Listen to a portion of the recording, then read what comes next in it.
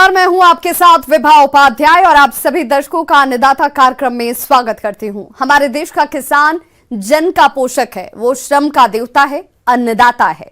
उसमें ही भारत की आत्मा निवास करती है और ऐसे ही किसानों की प्रगति के लिए हम खेती बाड़ी से जुड़ी हुई बहुत सी नई लाभकारी जानकारियां हर रोज सुबह लेकर आते हैं। तो चलिए कार्यक्रम शुरू करने से पहले देखते हैं क्या है आज के अन्नदाता में। तीसरी उन्नत किस्में और वैज्ञानिक खेती करने की तकनीक। अपने राज्य में किसान अक्सर धान की कटाई के बाद तीसरी फसल लेते हैं, क्योंकि तीसी की फसल कम पानी में भी अच्छा उपज देती है। तो जो इस समय तीसी की बुवाई करने जा रहे हैं, वे अच्छे उत्पादन के लिए इसकी खेती किस प्रकार से करें, आइए जानते हैं कृषि विज्ञान केंद्र जिला बांका के कृषि वैज्ञानिक डॉक्टर रघुवर साहू से। तिलहन में अगर बात करते हैं, तीसी मुख्य फसल है। रबी की ऋतु में सरसों के बाद तीसी का उत्पादन किया जाता है और ये तीसी फसल जो होती है सभी प्रकार की मिट्टियों में उत्पादित की जा सकती है। बलुई दोमट मिट्टी इसके लिए सर्वोत्तम मानी जाती है, जिसका पीएच 6 से 7.5 होता है। बलुई दोमट मिट्टी से लेकर चिकनी दोमट मिट्टी तक में हम इसका उत्पादन कर सकते हैं। ये तीसी जो होती है, इसमें बीज की बुआई का समय होता है वो अभी 20 अक्टूबर से लेकर और 20 नवंबर तक होता है। तो जिसको समय से बुआई करना होता है वो हमारे किसान 20 अक्टूबर से लेकर 20 नवंबर तक इसकी बुआई कर सकते हैं। इनमें ये 120 से 125 दिन की फसल होती है। खेत की तैयारी के समय एक जुताई मिट्टी पलटने वाले हल से और 2 जुताइयां कल्टीवेटर से करके पाटा लगाकर खेत को भुरभुरा करके समतल कर लेना चाहिए। अब बात आती है खाद और उर्वरक प्रबंधन की। तो असिंचित क्षेत्रों में बुआई के समय 20 टन सड़ी हुई गोबर की खाद, 100 किलोग्राम यूरिया, 130 किलोग्राम डीएपी और 70 किलोग्राम एमओपी का आप प्रयोग करें। और अगर आप सिंचित क्षेत्रों में इसकी खेती कर रहे हैं तो 170 kilogram urea, 130 kilogram DAP, 70 kilogram MOP और 25 किलोग्राम सल्फर का प्रयोग करें, जिसमें यूरिया की 60 किलोग्राम और अन्य उर्वरकों की पूरी मात्रा का प्रयोग बुआई के समय कर दें। और शेष बची यूरिया का प्रयोग आप पहली सिंचाई के बाद टॉप ड्रेसिंग के रूप में करें, जिससे आपके फसल की बढ़वार अच्छी होगी। इसमें खेत की तैयारी करने से पहले इसके खेत में कम से कम 4 से 5 टन गोबर की सड़ी खाद का हम इस्तेमाल करते हैं। गोबर की सड़ी खाद का इस्तेमाल करने के बाद हम जो हमारी अनुशंसित मात्रा होती है उसका व्यवहार करते हैं। जो प्रभेद हैं, उन्नतशील प्रभेद हैं, उन्हीं का इस्तेमाल करके और इसका अधिक से अधिक उत्पादन प्राप्त कर सकते हैं। तो एक हमारी जो सबसे उपयुक्त वैरायटी है, ये हमारी एक शेखर है और सबौर तीसी एक है। ये जो 2 वैरायटियाँ होती हैं ये पैरा फसल के लिए उपयुक्त होती हैं। और 2-3 वैरायटियाँ ऐसी हैं जो 2 उद्देश्य से उपयोग में लाई जाती हैं, जैसे एक पार्वती हो गई, मीरा और रश्मि। इनमें क्या होता है, लगभग 40 से 42% तक तेल की मात्रा मिलती है और इनके साथ साथ 10 क्विंटल से 15 क्विंटल तक प्रति हेक्टेयर के हिसाब से रेशा उत्पादन हो जाता है और वो मिल जाता है। इसका बीज दर जो होता है 20 से 25 किलोग्राम प्रति हेक्टेयर की मात्रा के हिसाब से हम इसको अनुशंसित करते हैं। किसान भाइयों, बीजों को हमेशा किसी प्रमाणित संस्था से ही खरीदें।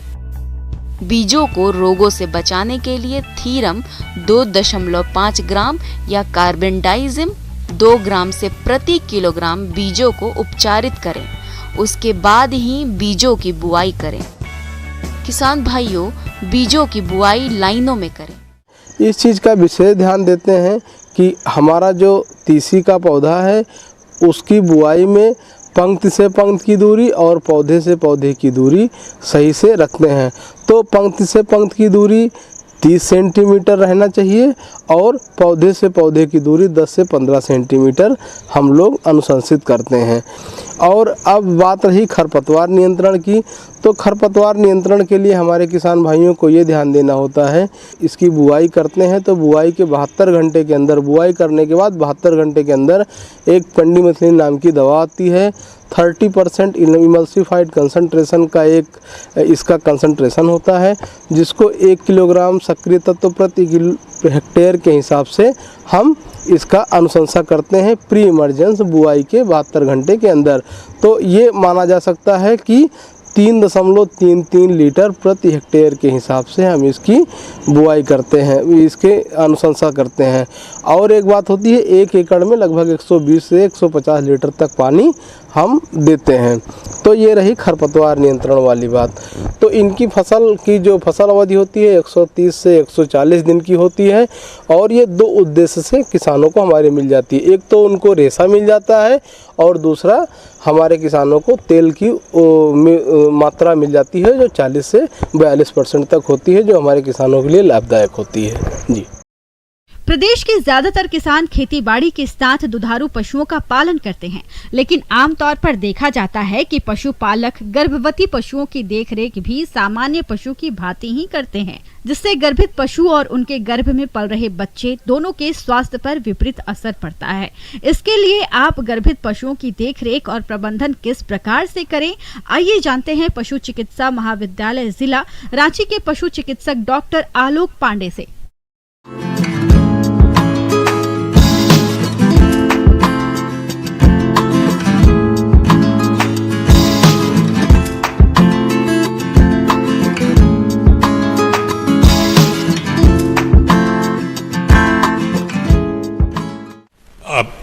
पशु रखते हैं, दुधारू पशु रखते हैं। दुधारू पशु में खास करके जो हम लोग गाय भैंस का जो है, अगर गाभिन होती है, दूध दे रही है, तो सबसे ज़रूरी चीज़ है कि 2 महीने पहले उसको दूध को सुखाना होता है। अगर दूध देने वाली गाय है तो उसके दूध को सुखाइए।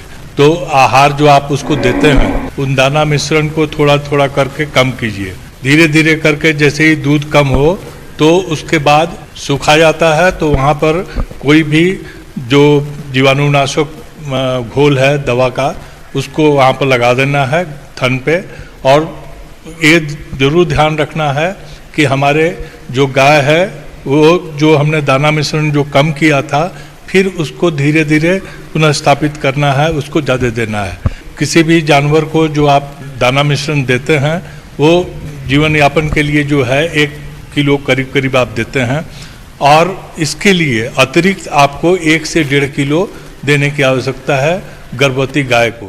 किसान भाइयों, गर्भित पशु को गर्भकाल के समय पूर्ण और संतुलित आहार देना चाहिए।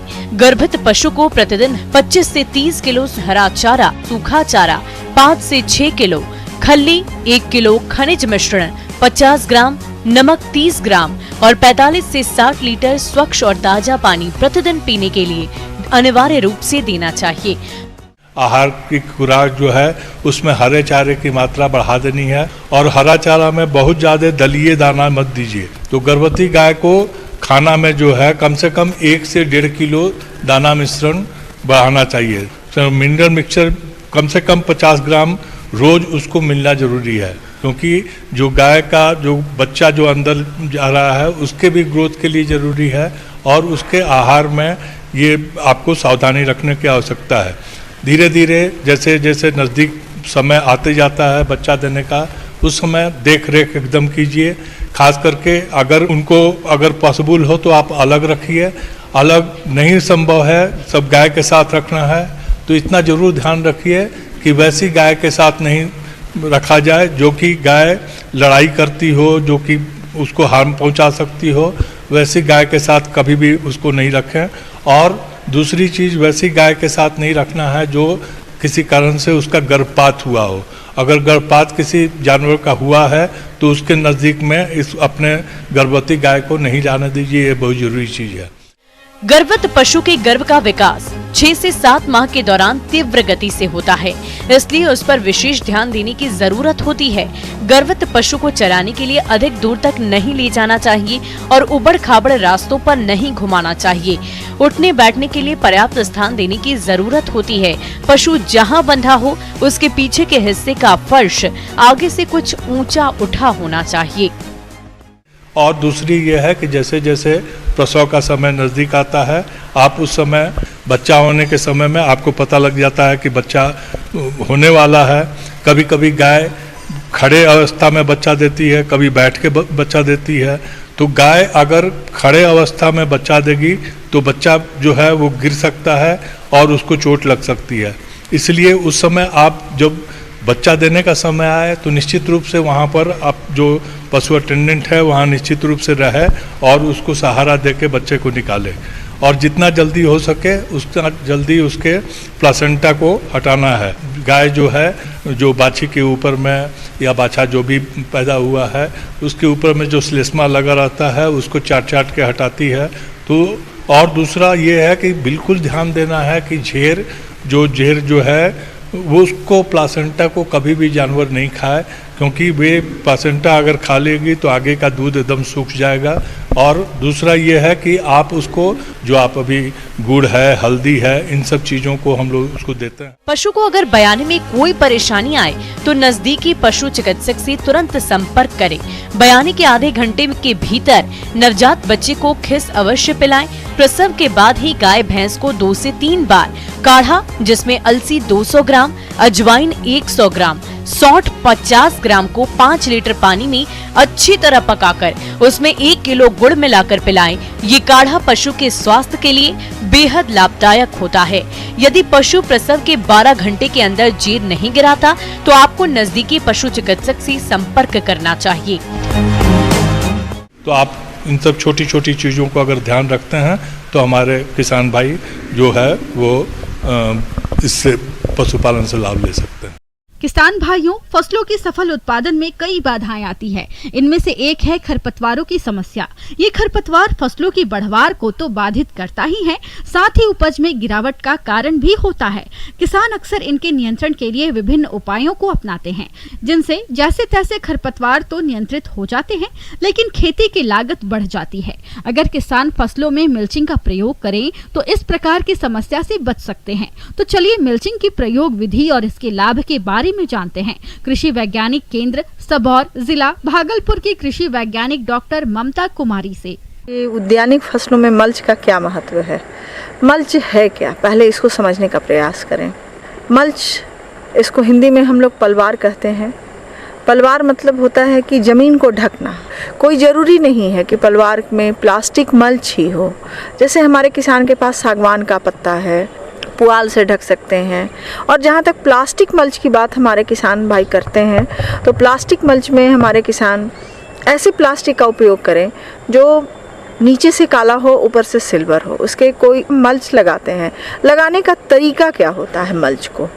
तो सबसे पहले इसके लिए ज़मीन की तैयारी की जाती है। ज़मीन की तैयारी करके किसान हमारे बेड बनाते हैं। अगर उनको मिर्च लगाना है तो मिर्च की दूरी कितनी देनी है, ये इन सब चीज़ों को पहले वो निर्णय ले लें कि किस प्रकार से हमको पौधा को लगाना है। किसान भाइयों, अगर आपको मल्चिंग विधि से खेत में सब्जी लगानी है तो सबसे पहले खेत की अच्छी तरह ट्रैक्टर से जुताई कर लें। इसके बाद गोबर की खाद को मिट्टी में अच्छे से मिला दें। अब खेत में उठी हुई मेड़ यानी बेड बना लें। इसके बाद ड्रिप सिंचाई की पाइपलाइन को बिछा दें। प्लास्टिक मल्च को अच्छी तरह बिछाकर दोनों किनारों को मिट्टी की परत से अच्छी तरह से दबा दें।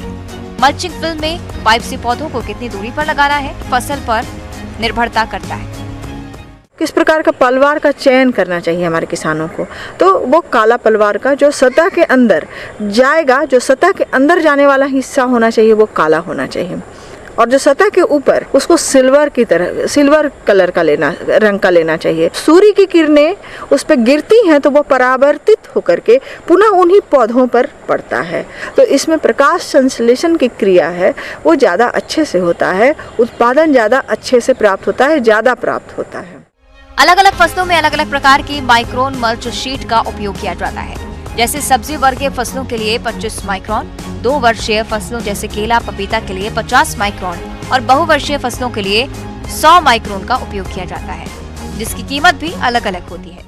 और इससे आपको फायदा क्या है इसको भी आप जानें कि इसमें मिट्टी बहुत ज़्यादा पटवन नहीं करते हैं आप, पटवन का आप सुधार हो जाता है। ज़्यादातर लोग ड्रिप का ही उपयोग करते हैं, टपक सिंचाई के द्वारा ही सिंचाई करते हैं। तो उसमें क्या होता है कि आप उर्वरक भी देते हैं साथ में, साथ साथ टपक सिंचाई से जो आपने भूमि की तैयारी की थी उसमें मिट्टी बहुत बैठता नहीं है, मिट्टी हमेशा हल्का रहता है, जिसके लिए आपको कोड़ने की आवश्यकता पड़ती है। कई लागत आप देखेंगे कि लागत के लिए जैसे आपको निकाई गुड़ाई की का जो खर्च है वो बच जाता है। क्या फ़ायदा ये हुआ आपको कि ये सब तो पौधों को फ़ायदा हो रहा है। दूसरा फ़ायदा क्या होता है कि अनावश्यक कीड़ा मकोड़ा का आक्रमण आपके बैगन, मिर्च या कोई भी उद्यानिक फसल लगा रहे हैं, पपीता में मल्चिंग कर देते हैं, तो बहुत सारी चीज़ों की अनावश्यक जो आप खर्च कर रहे थे उस खर्च से आप बच जाते हैं। जी, ये जो आपने बचत में 25% बचत किया है, उत्पादन में कहीं ना कहीं 8 से 10% उत्पादन में वृद्धि आती है किसी भी उद्यानिक फसल की बात करें तो। दूसरा फ़ायदा है कि अगर एक ज़मीन में मल्च आपने लगा दिया है और अगर उससे सुरक्षित रख पाते हैं तो आप इसको अगले फसल में भी उपयोग कर सकते हैं, उसे पुनः हटाने की आवश्यकता नहीं है। जैसे बैगन का फसल ख़त्म हो गया है तो आप बैगन को हटा दीजिए, उसकी जगह पर भिंडी लगा दीजिए, उसकी जगह पर जो आपके लिए फसल उपलब्ध है, बिचड़ा उपलब्ध है, आप उसको लगा सकते हैं। इसमें हमारे किसान भाइयों का प्रबंधन बहुत ज़्यादा महत्वपूर्ण रहेगा कि वो किस प्रकार का मल्च उपयोग करना चाहते हैं। कृषि से उत्पादित मल्च का उपयोग करना चाहते हैं कि वो प्लास्टिक मल्च उपयोग करना चाहते हैं, लेकिन उपयोग करने से पहले किसान भाइयों को इसके बारे में पूरी तरह से जानकारी ले लेनी चाहिए।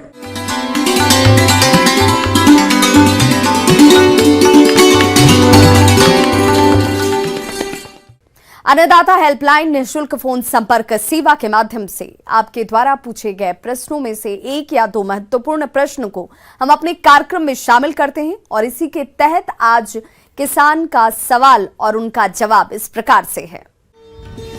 आज की अन्नदाता हेल्पलाइन में हमने जिस प्रश्न को शामिल किया है उसे पूछा है गांव हरदी, जिला मुजफ्फरपुर के चेतन पासवान ने।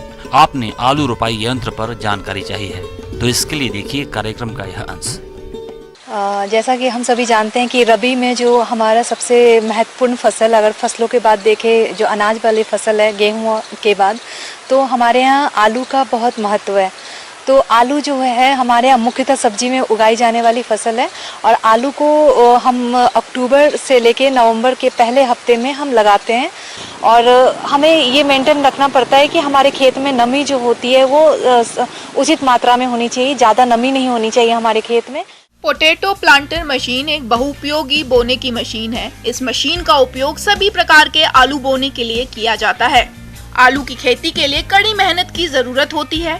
आलू बोने की मशीन की मदद से शारीरिक श्रम पर निर्भरता कम हो जाती है। इस मशीन को ट्रैक्टर के साथ जोड़कर चलाया जाता है। तो हमारे यहाँ 2 तरह के जो प्लांटर जो प्रचलित है, वो एक होता है सेमी पोटैटो प्लांटर और दूसरा होता है जो बोलते हैं उसको ऑटोमेटिक पोटैटो प्लांटर। तो ऑटोमेटिक पोटैटो प्लांटर क्या होता है? ऑटोमेटिक मतलब स्वसंचालित नहीं बोल सकते इसको, ये बोलते हैं कि ट्रैक्टर द्वारा संचालित, जिसमें कि आदमी की ज़रूरत नहीं होती है। पीछे आपकी जो आलू रखते हैं, जो मेंटेन करते हैं, सीड टू सीड रेट जो मेंटेन करते हैं, उसके लिए आदमी की ज़रूरत नहीं है, बस एक ट्रैक्टर चलाने के लिए इंसान की ज़रूरत होती है। तो इसमें क्या होता है कि लगभग 25 क्विंटल के हिसाब से हमें प्रति हेक्टेयर आलू की रिक्वायरमेंट होती है। उसमें क्या होता है 30 ग्राम आलू का साइज़ लिया जाता है। अगर तो आप ऑटोमेटिक में क्या होता है कि आलू को काटने की ज़रूरत नहीं है, आप आलू का जो एक ग्रेड होता है 30 ग्राम का साइज़ होता है उसको आप मेंटेन करें। और इसमें कप फीड रोलर मैकेनिज्म होता है जिसमें कि कंपनसेटरी ट्रे लगा होता है। तो ट्रे में हम क्या करते हैं, हॉपर्स के सहारे उसमें आलू जो होता है कप के थ्रू हो जाता है और आपकी मिट्टी में गिरता है और साथ ही साथ वो क्यारी बनाता चला जाता है, जिसकी हाइट 15 सेंटीमीटर 10 से 15 सेंटीमीटर की होती है और इसको 2 से 4 कतार में आप बुआई कर सकते हैं। दूसरा जो होता है उसको बोलते हैं सेमी ऑटोमेटिक। मतलब इसमें क्या होता है, एक तो ड्राइवर होता है जो ट्रैक्टर को चलाता है, 35 HP से ऊपर का ट्रैक्टर चाहिए होता है और 2 लोग चाहिए होते हैं जो आपका पीछे में आपका आलू को मेंटेन करे। मतलब आलू जो होता है उसमें फ्लूट रोलर मैकेनिज्म होता है जिसमें आलू आपको रखना होता है, मतलब निश्चित समय पे उसको गिराते रहना पड़ता है और उसमें अगर 2 कतार है तो 2 लोगों को बिठाना पड़ेगा, पीछे सीट लगी हुई होती है। तो इससे हमारी जो इसमें भी संचालन क्षमता जो होती है इसकी कम होती है। तो इसमें भी वही सेम चीज़ है, 25 क्विंटल प्रति हेक्टेयर के हिसाब से आपको आलू की बुआई में आलू लगता है। इस मशीन से आलू की बुवाई करने से पहले इस यंत्र में बने बॉक्स से अंदर आलू के बीजों को डाल दिया जाता है। इससे आलू की बुवाई करने के लिए श्रमिकों को मशीन के ऊपर बैठकर आलू के बीजों को गिराने वाले कीप में डालना पड़ता है। जो आलू के बने बीजों को एक एक कर मशीन में बने कीप में डालते हैं, जिससे आलू की बुवाई होती है। तो इसमें क्या होता है, आपका लेबर कॉस्ट बहुत कम जाता है और अगर देखें तो पूरे 1 हेक्टेयर में आपको मात्र 6,000 से 7,000 रुपये लगते हैं आपको आलू की बुआई में। तो ये एक बहुत अच्छा तरीका है और बहुत सारे किसान इसको अपनाते हैं। और इसमें लागत जो है पोटैटो प्लांटर का, उसमें मात्र 75,000 से 1 लाख के बीच आता है। और उसमें भी बिहार सरकार ने बहुत सारी अनुदान राशि दी है जो 50% तक की है, OBC के लिए, SC ST के लिए, अनुसूचित जनजाति और अनुसूचित जाति के लिए। मशीन की कीमत की बात करें तो इस मशीन की कीमत अलग अलग कतारों के हिसाब से होती है, लेकिन अनुमानित कीमत की बात करें तो semi automatic potato planter machine की कीमत लगभग 70,000 से 1 लाख रुपए तक होती है। और अगर ऑटोमेटिक पोटैटो प्लांटर की कीमत की बात करें तो लगभग 1.5 से 4 लाख रुपए तक हो सकती है। अगर किसान चाहे तो इस मशीन को समूह बनाकर भी खरीद सकते हैं।